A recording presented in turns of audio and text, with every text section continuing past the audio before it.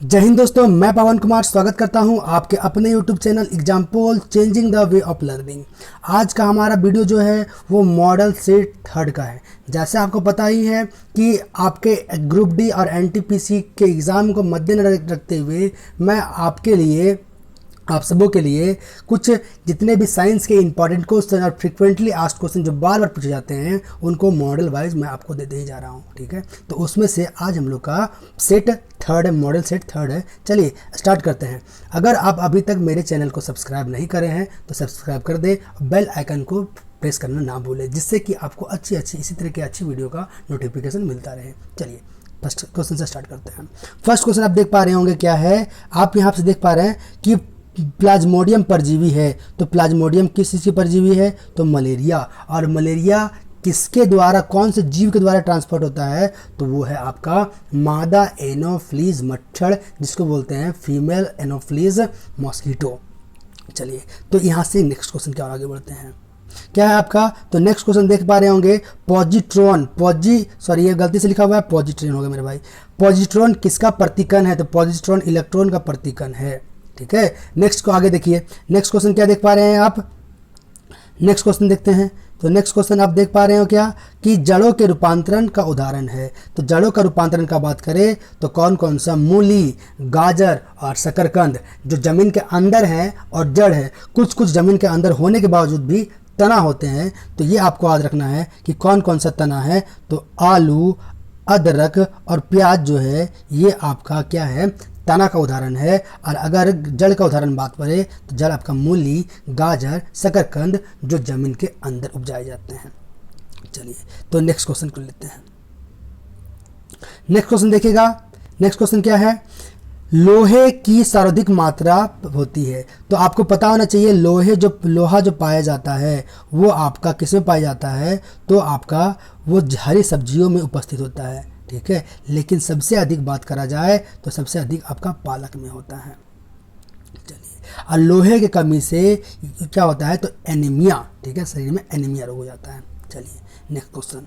शरीर में खून की मात्रा 5 से 6 लीटर होती है। एक स्वस्थ मानव के शरीर में खून की मात्रा कितनी होती है? तो 5 से 6 लीटर। नेक्स्ट बढ़िएगा दोस्त। आगे क्या है? वायुमंडल में ऑक्सीजन की मात्रा संतुलित होती है। तो वायुमंडल में ऑक्सीजन की मात्रा किसके द्वारा? तो ये प्रकाश संश्लेषण के माध्यम से संतुलित होती है। अब प्रकाश संश्लेषण क्यों? क्योंकि प्लांट बॉडी जो है वो कार्बन डाइऑक्साइड को एब्जॉर्ब करके ऑक्सीजन को रिलीज करता है और वो क्या करता है? मेंटेन करते रहता है प्रकाश संश्लेषण के द्वारा। यहाँ से इंपॉर्टेंट क्वेश्चन आ जाता है कि वायुमंडल में गैसों का परसेंटेज कितना है? तो आपको पता होगा नाइट्रोजन जो है 71% में है।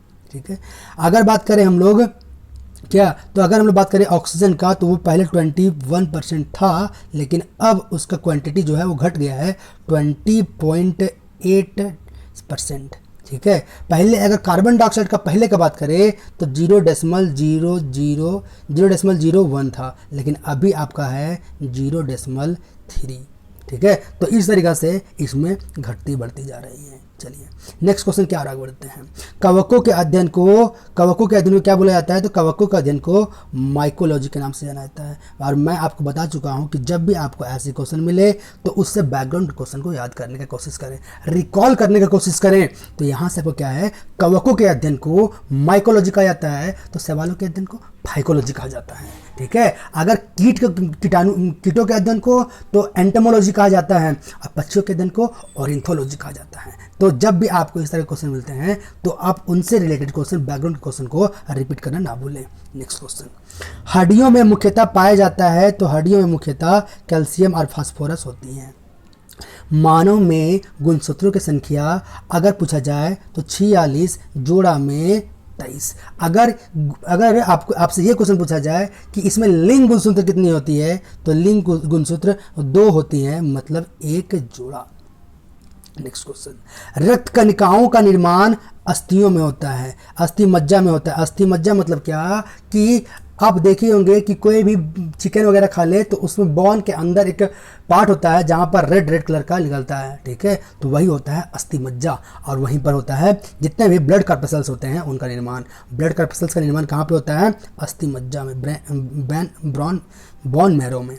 आगे, इंसुलिन शरीर में बनती है, तो हम लोग को पता ही है कि इंसुलिन का काम क्या होता है कि बॉडी में ग्लूकोज या शर्करा की मात्रा को रेगुलेट करना, और ये हम लोग की बॉडी में अग्नाशय में बनती है, ठीक है, और अग्नाशय में ये बनती है, ठीक है। और इसी के जब ये अग्नाशय का जो कार्य है वो अगर सही तरीक़ा से इंसुलिन को नहीं बना पाता है तो हम लोग के बॉडी में ग्लूकोज या शर्करा का जो क्वांटिटी होता है, मात्रा जो होता है वो बढ़ जाता है, जिसे हम लोग डायबिटीज़ के नाम से जानते हैं।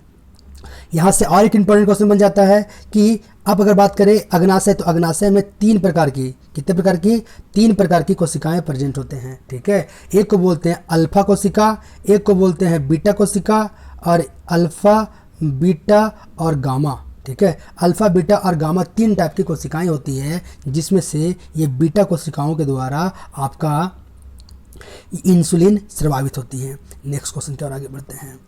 दो प्रमुख वंशानुगत रोग है, तो दो प्रमुख वंशानुगत रोग जो हैं वो है आपका वंध्यता और हीमोफीलिया। वंध्यता मतलब क्या, जिसमें हरा और लाल का पहचान नहीं कर पाता है उसको वंध्यता कहते हैं। हीमोफीलिया जिसमें आपका ब्लड सर्कुलेशन, या बोल सकते हैं क्या कि अगर आप जब कट जाते हैं तो ब्लड क्लॉटिंग नहीं होता है।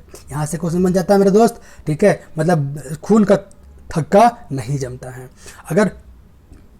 अगर ये क्वेश्चन पूछा जाए कि अगर हम लोग के शरीर के अंदर खून जमने कौन देता है, कौन सा कंपाउंड, तो वो आपका होता है हिपेरिन, जो हम लोग के बॉडी में हिपेरिन, ठीक है, क्या होता है, हिपेरिन नामक एक यौगिक हम लोग का ब्लड में प्रेजेंट होता है, जो हम लोग के खून को थक्का जमने नहीं देता है।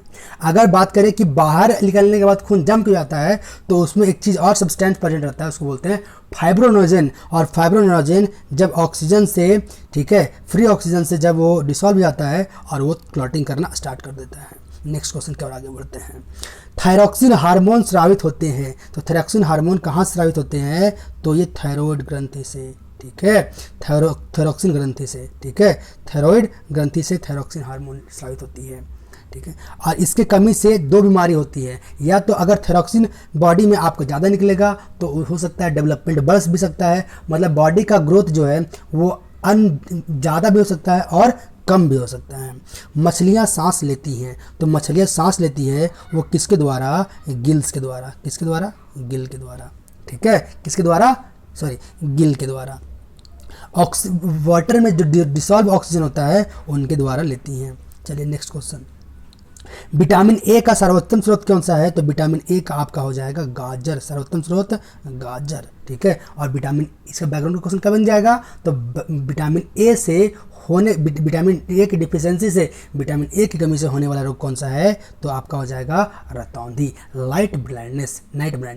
इसके बैकग्राउंड का क्वेश्चन क्या बन जाएगा, विटामिन बी की कमी से कौन सा रोग, बेरी। विटामिन सी से स्कर्वी, विटामिन डी से रिकेट्स, ठीक है, विटामिन ई से आपका जनन क्षमता छीन हो जाता है, ठीक है, इसको बोलते हैं नपुंसकता, और ठीक है, तो इतना आपको याद रखना है मेरे दोस्त।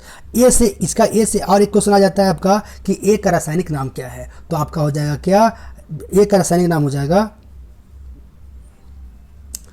ए का रासायनिक नाम जो भी है, आगे बढ़ते हैं।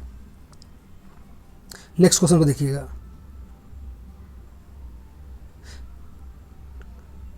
नेक्स्ट क्वेश्चन क्या है, जठर रस में पाया जाता है, तो जठर रस में क्या पाया जाता है, तो हाइड्रोक्लोरिक एसिड, ठीक है, जठर रस में क्या पाया जाता है, तो हाइड्रोक्लोरिक एसिड। अब देखिए ये जठर रस कहाँ से निकलता है, तो हम लोग के आमाशय में एक ग्रंथि उपस्थित रहती है, उसको बोलते हैं जठर ग्रंथि, और जठर ग्रंथि में ही, ठीक है, जठर ग्रंथि से एक जठर रस निकलता है, और जठर रस में तीन टाइप का लिक्विड मिक्स होता है, एक को बोलते हैं म्यूकस, एक होता है म्यूकस, दूसरा होता है आपका, ठीक है, एक हो गया म्यूकस हो गया, एक हो गया HCl, ठीक है, और एक और आपका जो एंजाइम का पार्ट होता है, ठीक है। तो जो म्यूकस होता है वो आपका HCl से बचाने के लिए निकलता है, HCl जो है फूड पार्टिकल को आपको ब्रेक करने के लिए, और एंजाइम जो है वो फूड को डाइजेस्ट करने के लिए। और यहाँ विटामिन ए को बोलते हैं रेटिनॉल, ठीक है, क्या बोलते हैं, रेटिनॉल। चलिए नेक्स्ट क्वेश्चन के आगे बढ़ते हैं। लाइकेन में परस्पर सहजीवी मौजूद होते हैं, तो लाइकेन में कवक और शैवाल के, ठीक है, कवक और शैवाल का सहजीवी संबंध होता है। कवक अपने जड़ से खनिज लवण और वाटर देता है शैवाल को, और शैवाल फूड प्रिपेयर कर लेता है और देता है कवक को, और दोनों का संबंध जो होता है सहजीवी होता है। ना तो कवक शैवाल को नुकसान पहुंचाता है और ना ही शैवाल कवक को, और दोनों अपने जीवन को जीते हैं। चलिए नेक्स्ट आगे बढ़ते हैं। लार में पाया जाने वाला एंजाइम कौन सा है, तो लार में कौन सा एंजाइम, तो आपका टाइलिन, एक और सिलेवरी इमाइलेज के भी नाम से जाना जाता है, दो याद रखिएगा। अगर आंसू में पूछा जाए, ठीक है, आंसू में, ठीक है, तो वो आपका हो जाएगा लाइसोजैम, ठीक है, लाइसोजैम। आगे नेक्स्ट, हीमोग्लोबिन में पाए जाने वाला तत्व कौन सा है, तो हीमोग्लोबिन में क्या पाया जाता है, तो हीमोग्लोबिन में आपका लोहा की मात्रा पाया जाता है दोस्त। चलिए नेक्स्ट की ओर।